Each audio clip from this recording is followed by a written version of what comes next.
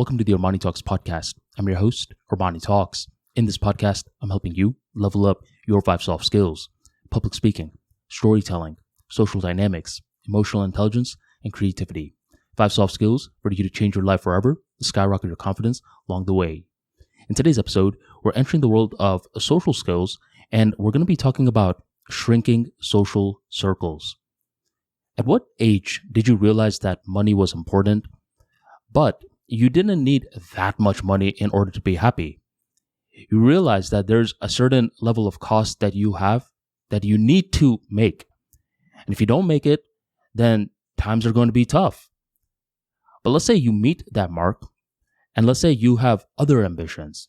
You're a traveler, you want to go to the museum, you want to go on some dates. There's additional money that you need. Back in the early days, before you started a business or anything like that, the ego was like, you're going to need millions of dollars to do something like that. But in practical application, you're going to just need a couple of extra thousands of dollars. Can you go beyond that? Of course. But the baseline amount to be happy is not as high as you initially thought. And I believe this concept can be beautifully applied to social skills as well. When we're younger, a lot of us are being indoctrinated with the belief that being popular means to be surrounded by a whole bunch of people. We may see this in TV shows. We may hear this definition from our teachers or our other popular friends. But one thing I've been noticing is that the older that someone gets, the more that their perspective on life begins to shift. There's been plenty of times within the past 2 to 3 years where I've seen highly extroverted people gradually turn more introverted. And I asked them, what changed? And they said, my priorities. See, I was really extroverted, like constantly having to go out when I was in my teens and like my early 20s. But by the time that I had my kid and, I had my job, I had my family, my priorities just started to shift a little bit more. And I saw that I didn't need a huge friend circle in order to be happy. I needed some friends, of course, but not a huge friend circle. Can I get more friends? Of course. And in certain situations, that's the optimal thing to do. But do I need to do it? No.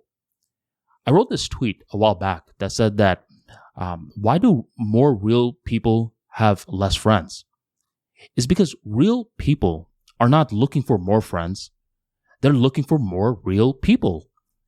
And one of the unfortunate truths in the real world is that not everyone is going to be real with you. Many individuals do not mean harm. They're just one of those people that are looking more for their self-interest than you. This will cause them at times to throw you under the bus in order to advance themselves. That's one group.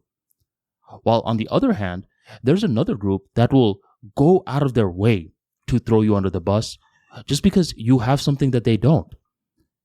And then there's another group. This group is more ambiguous in nature.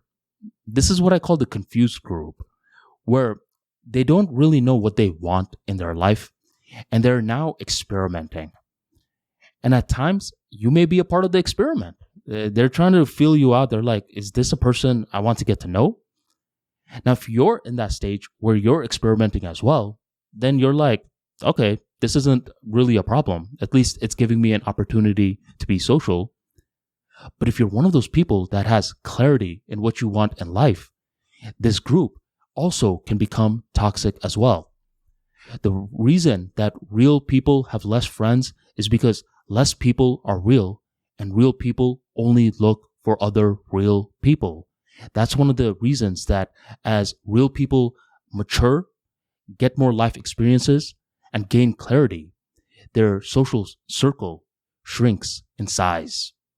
Thank you very much for joining the ArmaniTalks podcast, and I'll catch you on the next episode.